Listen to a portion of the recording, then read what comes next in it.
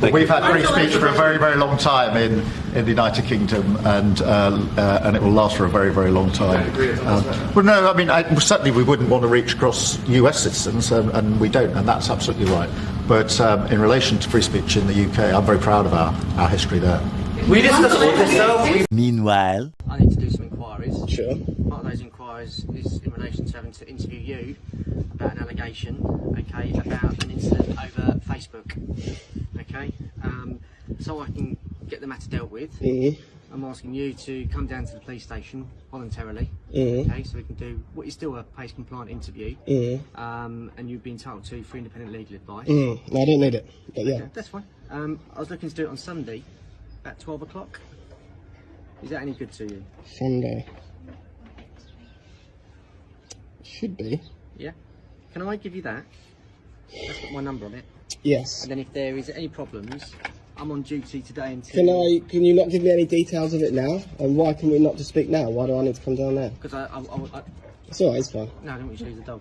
It's not like that. I need to do it by way of interview, and the best way for me to do it, and the best way for you to be really doing it, is a proper interview. Well, I've got everything recorded here. I know, so. but I can't. I'm not going to do it that way. Well, do I have to come?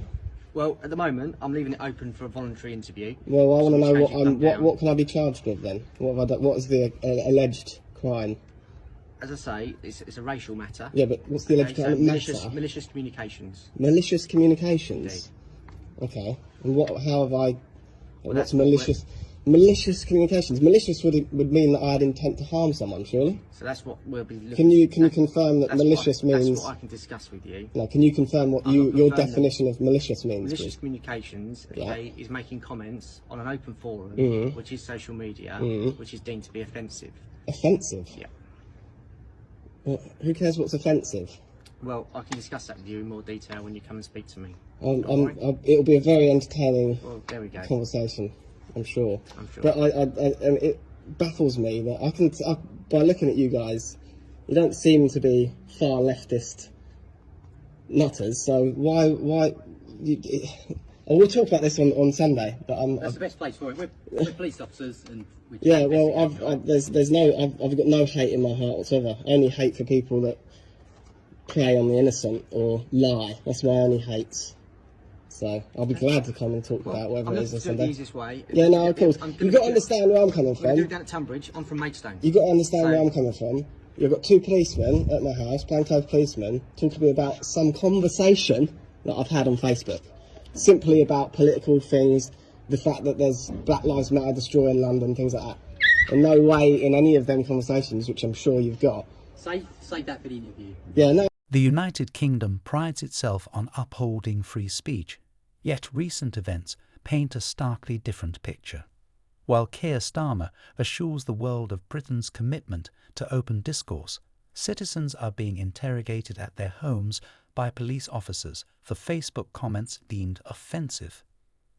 The hypocrisy of the UK government has never been clearer. On one hand, Keir Starmer confidently tells J.D. Vance that he is proud of Britain's free speech.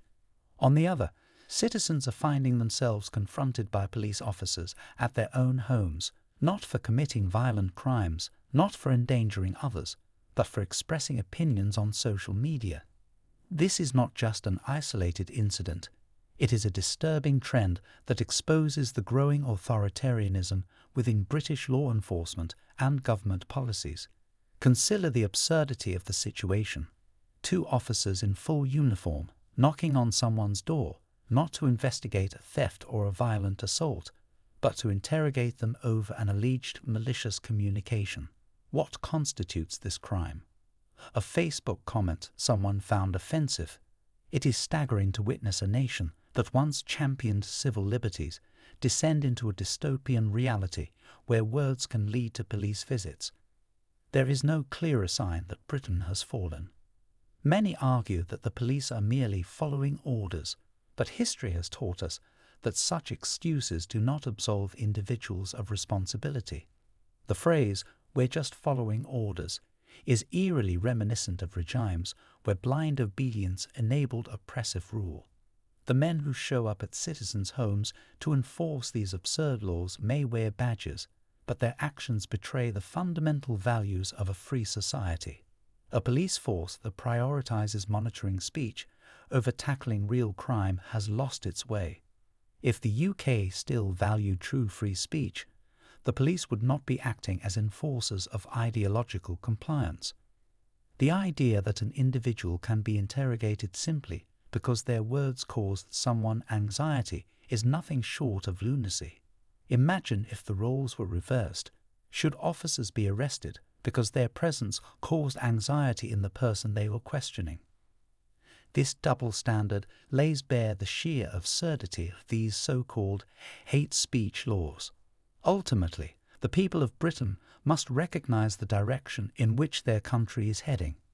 When police resources are being wasted on policing opinions rather than crimes, it is clear that those in power are less interested in justice and more interested in control.